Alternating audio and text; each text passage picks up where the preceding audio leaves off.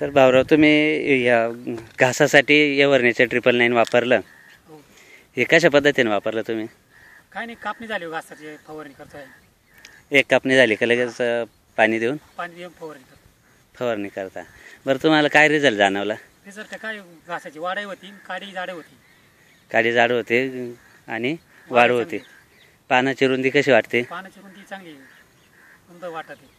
रुंद पान वाटतं. त्याच्यानंतर जनावरांना जर टाकलं तर जनावर कसे खाता?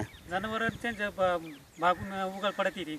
हां हां, म्हणजे आवडीनं खाताय आता ते? खात्या खात्या त्यांचं भागून उघड पडत येऊ असं. हां हां हां, म्हणजे पहिला घास पुरत नव्हता? पुरत नव्हता घास, असं आता पुरतोय. पुरतोय. म्हणजे जिथं जास्त वाफा कापायचा असेल आता कमी कापावलं? कापावं लागत. अच्छा, म्हणजे तुम्हाला एकंदरीत फायदा चांगला वाटला? म्हणजे भरपूर झाला. मग आता तुम्ही कोणत्या कोणत्या पिकावर याची फवारणी केली साधारणपणे? मकावर, परत भुईमूग, कांदे.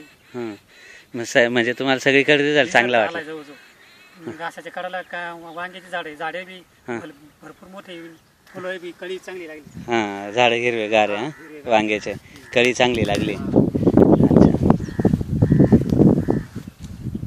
म्हणजे आता जैविक वांगे खायचे, जनावरांना जैविक घास खाऊ घालायचा आणि आपणही जैविक वांगे खायचे. हां, निरोगी जीवन जगायचं असेल तर आपल्याला जैविकची गरज आहे, बरोबर?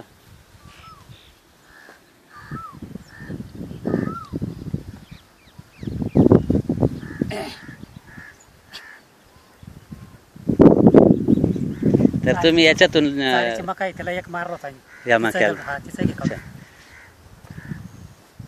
तुम्हाला याच्यातून काय सांगा वाटतं जगाला? जगाला काय फायदा होता, कमी खर्चात आहे.